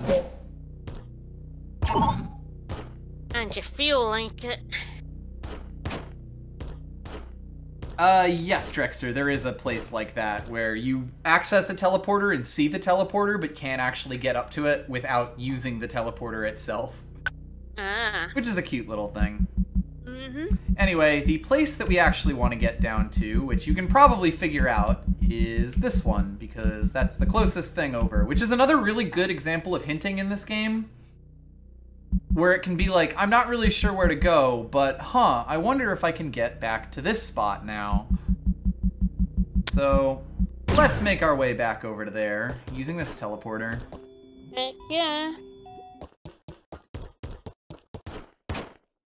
Our mobility is quite a bit better than it was, thanks to the hookshot.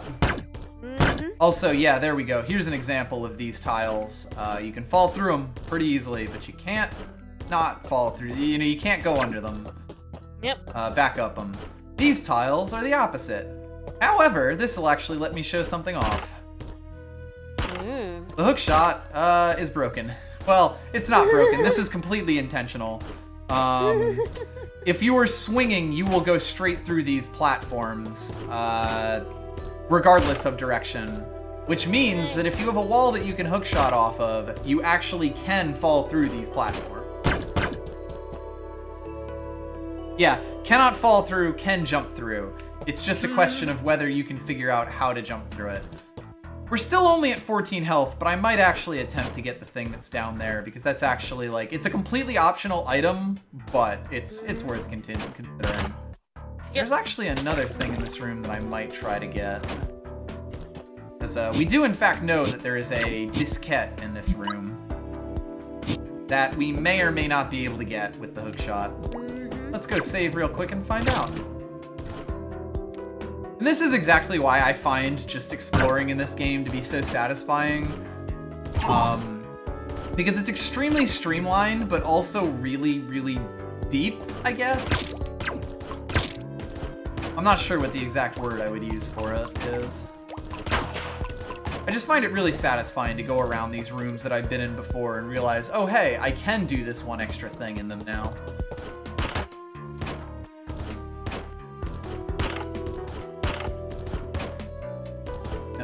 See, it's up there. Shiny diskette thing. Hello. Oops. I missed. I am attempting to hit this block. Whoa. So that I could do this. I actually didn't quite get as much as I wanted. Yeah, no, that is... Once you actually have puzzles, like there are movement things that you can use to get that without the hookshot, but you can totally get this diskette with, a little to do with the hookshot. And that's kind of why I feel like the hookshot is one of the best movement upgrades in this game. Maybe it holds some important information about what happened to the station. Maybe. And also, if you zoom in on the map here, yep, this is already marked as collected, which is nice. Yeah, ESA, momentum is everything. Alright. I am going to attempt to get this item with 14 health. We may need to come back with more.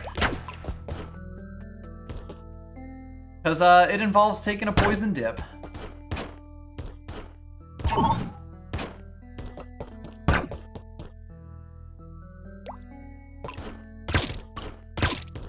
Yeah, there are a few. There's like one item in particular that I know requires some ridiculous hookshot momentum. But there are a lot of items and sequence breaks that you can do using this hookshot momentum. Alright, well, let's give this a shot. I found a map. However, it is quite rough. Looks like we are going to die here, but... Yep. I am going to very briefly pause to show what the rough map actually does. Ooh. I did not find this the first time I played this game, and it's completely optional, but it does show you the outline of the space station. It also shows you the location of every teleporter in the game.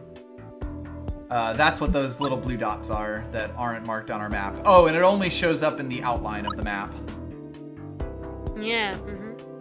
So, it gives you sort of a rough idea of what is in the game, basically.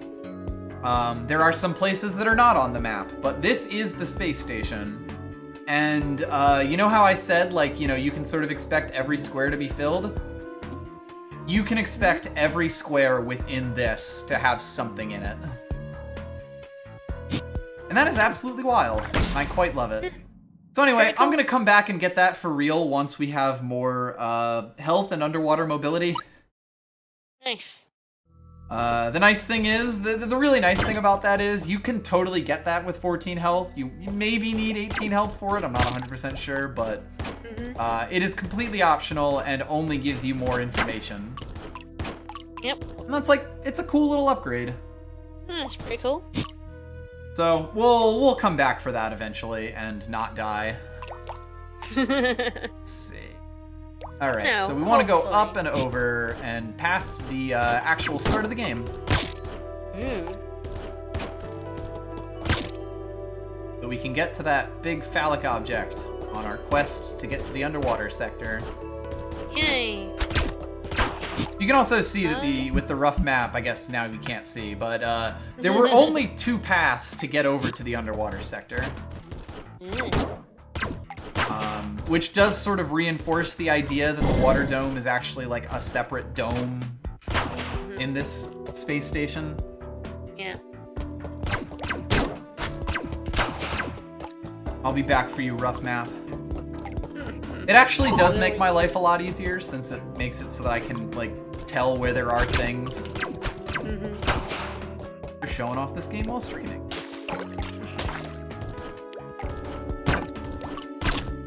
I'm also going to real quick, we quote-unquote can't get what's in here still, but we might as well check it out. And this is also the source of probably the most major sequence break in the game. Ah, I see. Is this next room right here, if I can fucking get in. Now, if I hadn't destroyed that block I was standing on, that would be a lot easier, but... So, like, this right here, even with the double jump, we still can't quite get over there, but... And, of course, it is very specifically designed to not be hookshotable. Yep. But that's not gonna stop us, right? Nothing stops us. Can't stop me, I'm the gingerbread man. Alright, is it more defensible for me to kill that fish who was trying to kill me as well? I mean, they're deadly fish, so of course it's understandable. So anyway, the game immediately blocks you off again, being like, no, bad, no, No. stop it, get help. Don't come And, over here, go away. Worth noting, you cannot use your hook shot there. However, it is technically possible. I don't know if you can do it right now, but I think you might be able to get up there. And that is the source of probably the most major sequence break in the entire game. Wow, nice. Don't want to make quadruple sure, and yet people manage it anyway. Oh no, that's very much on purpose. That's sort of the fun of a game like this, where, like, you know, part of the legacy of Metroidvania games and things descended from Super Metroid is the sequence breaking. And you very much you're now getting a lot of games made by creators who grew up with the extremely breakable Metroid games. And I mean, I'm the kind of person who is like that. Like, Metroid Prime is one of my favorite games ever because of the ridiculous sequence breaking that you can do in it. But you're getting a lot of games made by creators now who grew up with these games that that you could sequence break, and who feel that that sort of sequence breaking is integral to the experience, which is how you end up with games like this, where there's sort of a critical path, but if you know how to engage with the mechanics well, you can kind of break that critical path. Anyway, we can now get over the big dick. Hurrah. However, we are kind of blocked off by these blue blocks again, so... Ooh. Let's fall down the one extra thing that's in here. And also grab this real quick, because I will totally forget about this if I don't. But when you first fall down here, you may notice these yellow blocks. They actually mark off this area.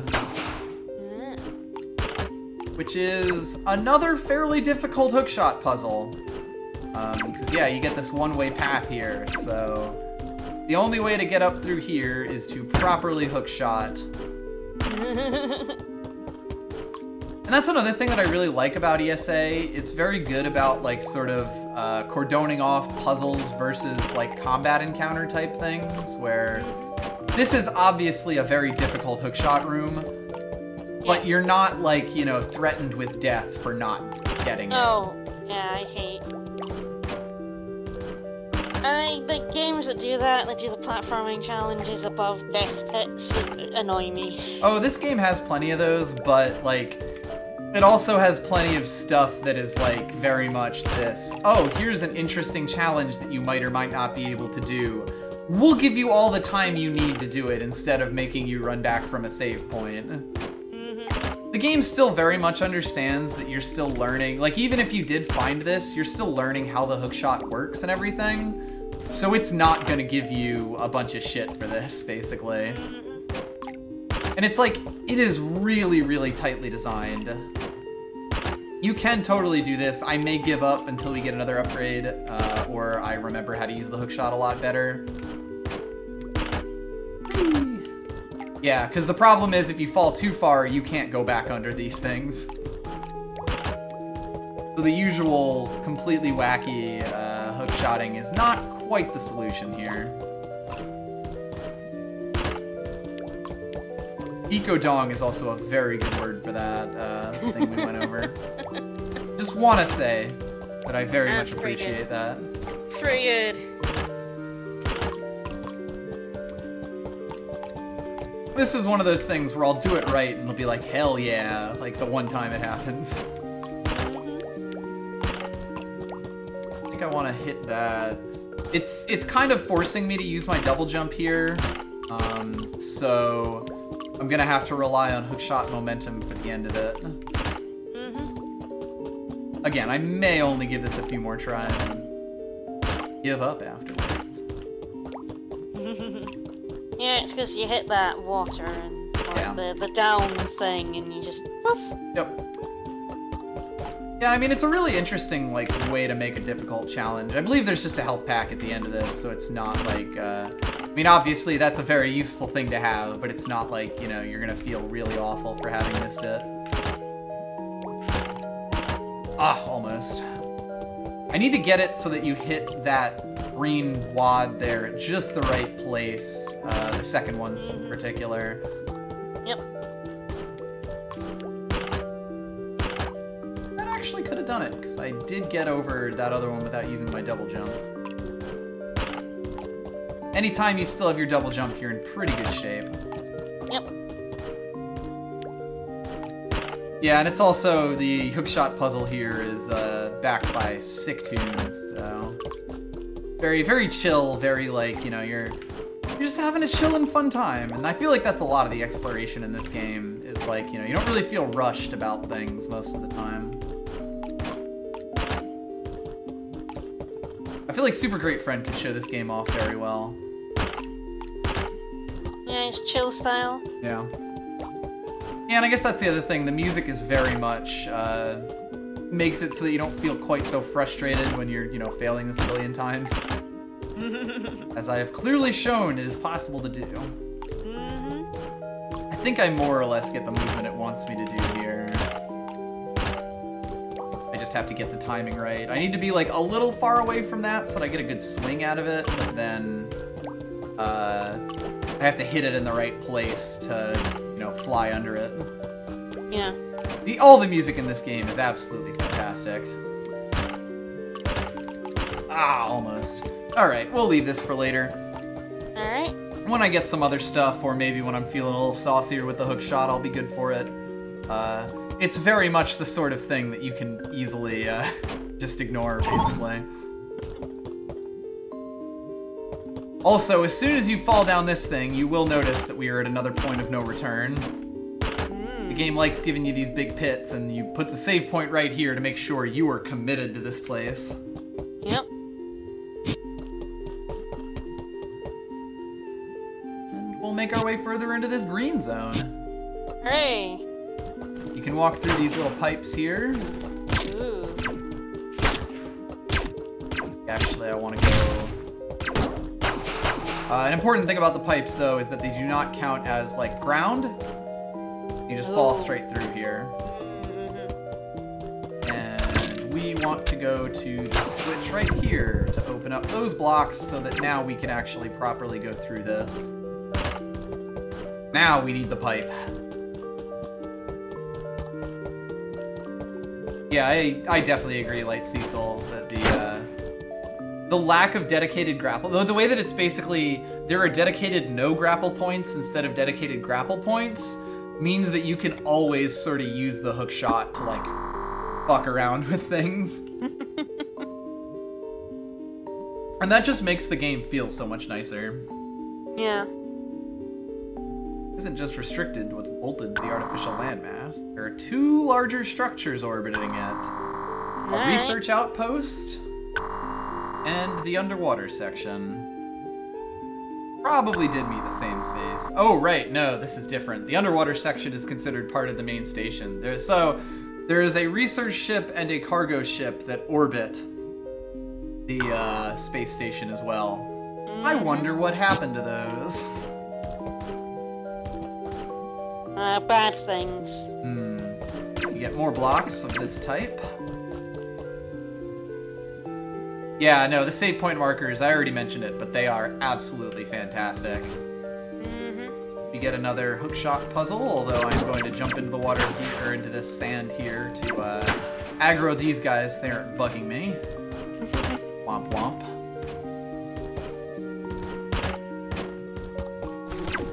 Get a big one. I think we did see one of these big ones earlier.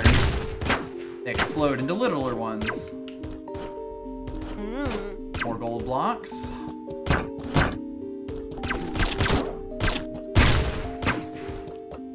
Yeah, Breath of the Wild is the same, yeah, like you can just climb on anything except like very specific things. Yeah. Oh god, run! They're shooting at us!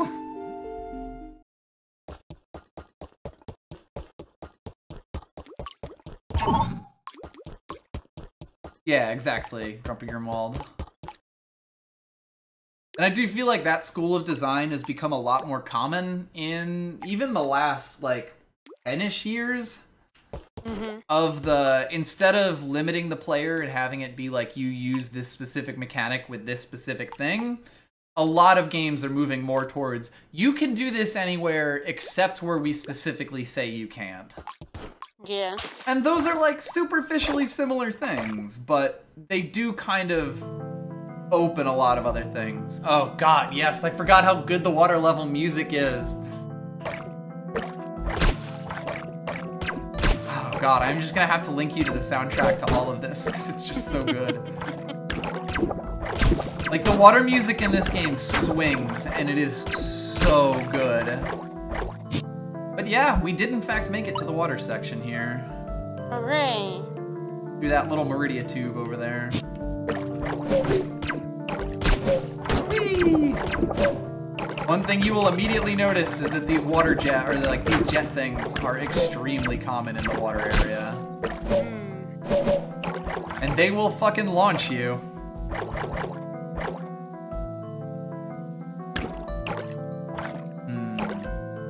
Come over to here, and there is clearly another area up there, but it is not anything we can do right here. Can't get up to that yet. Do get this save point, which is actually very important. Whee!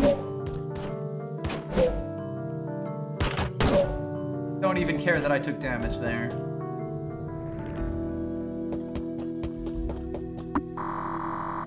Two kinds of destructible blocks, red and blue. Yeah, the jets actually change pitch slightly. They also, like, when you bump yourself up against one of those jet things, it will actually make different pitches of sound as you hit it over and over again. The game has a lot of things where, like, the Foley is very slightly different like, if you do it over and over, which makes the game sound, like, I guess just a lot deeper as far as that goes. It's like, it's a really small thing, but it makes the game feel a lot nicer. Yeah. Anyway, we are finally getting a bit of an explanation about those blue and red blocks we've been seeing. So, for example, the blue blocks can be destroyed by a charged up energy shot. And the red force requires, the red blocks require an energy dash to be destroyed. So we get a nice, a little tantalizing hint of what is to come as far as upgrades go. That said, we are kind of being blocked off by these green blocks. Seem to be a bit different. In fact, if this was a proper green block, we'd be able to get up here. Whoosh. Whoosh. So, looks like there's really only one way for us to go. And it is kind of funny, like, talking about this game actively, I'm noticing a lot more of the quote-unquote railroading that happens in it. But when you play the game, it really doesn't feel that way. Like when you play the game organically, it really doesn't feel that way the way that a lot of other games would. You know, like, it feels like we're very much on a path in this area, and we are, but it still feels very organic the way that you get pushed around the areas.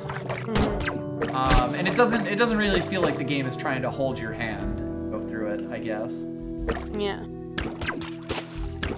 Oh, I remember this room. Hello!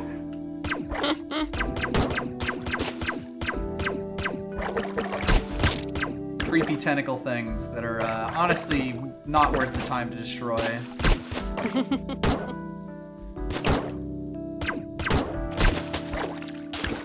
Fuck you! This fish, though, very worth the time to destroy. You might have noticed he basically shoots anytime you shoot him, so you really have to be careful. I wonder if I could get into that. I don't think I can. I think I'm going to need a little extra mobility to get up there, but I might be able to fucking cheese it. No, that's not good. Because, like, I might be able to hook onto this if I use my, use my double jump and get up, but probably not happening. Actually, no, I can get up there. It'll take some bullshit, but I can, in fact, get up there. You know how I was talking about wacky momentum shit? Yep. Well, let's see if I can do this.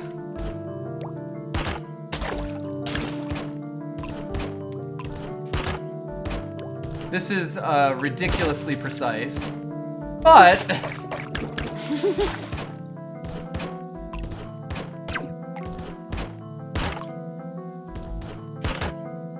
you can totally do this. If I could just hook, I would get it.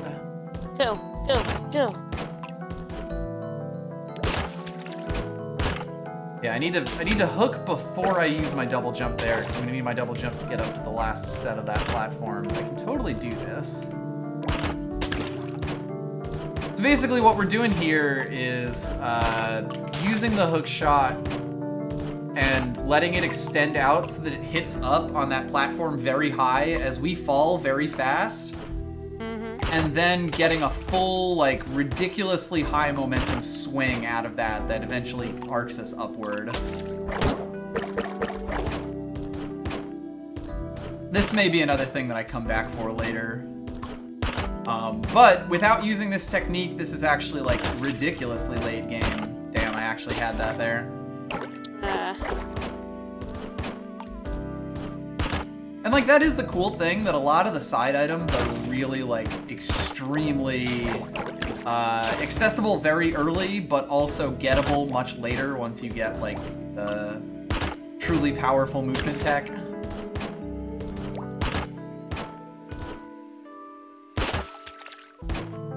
Nice! Ah! Did it! Oh, right, then this room. Oh god. I forgot what I was even going to over here. So, once we hit this, this will activate a timer that we need to get across the room to. So, a way to help with this is to just clear your path over. I should also mention, these blocks, if they fall on you, they will kill you in one hit, no matter what. Ouch. So, when you be careful when you're doing demolitions in this area. Do not destroy indiscriminately. Yes, basically.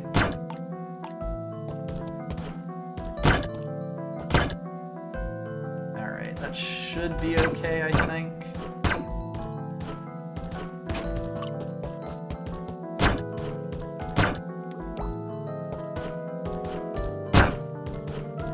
Oh god, I love the water music so much too.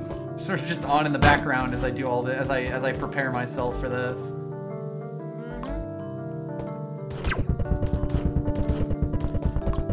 As you can see, this we're currently like racing against this thing. Oh god, that beamer.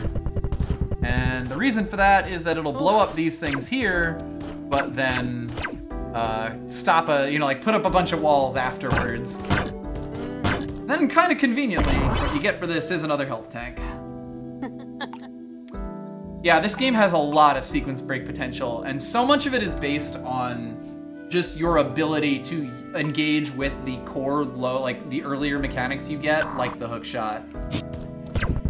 And that's super cool. Anyway, that full heal was also really good for us. Since we were at 1 health there.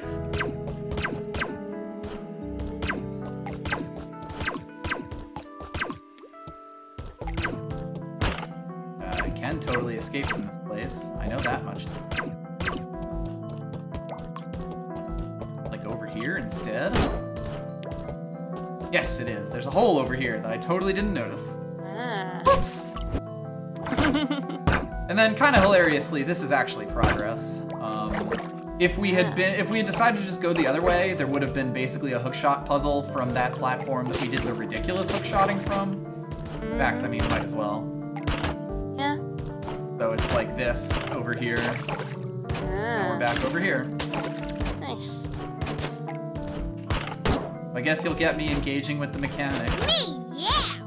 Thank you! Red Mage, I thank tried you. sequence breaking my life, but apparently walking into Valve HQ and saying I'm Gabe Newell wasn't convincing. Also rebounds per game.